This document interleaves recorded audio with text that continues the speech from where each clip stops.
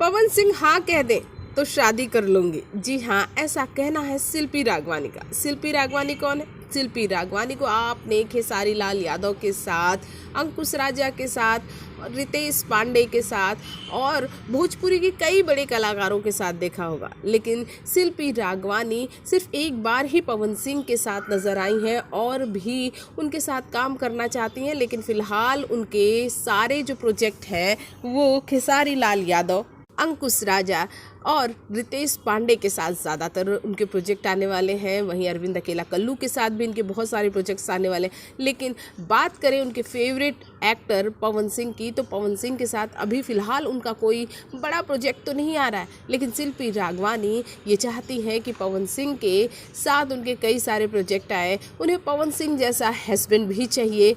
वो बचपन से ही पवन सिंह के गाने सुनती हैं और पवन सिंह ही एक बहुत बड़ा रीज़न है उनका भोजपुरी इंडस्ट्री में आने का और एक्टर बनने का।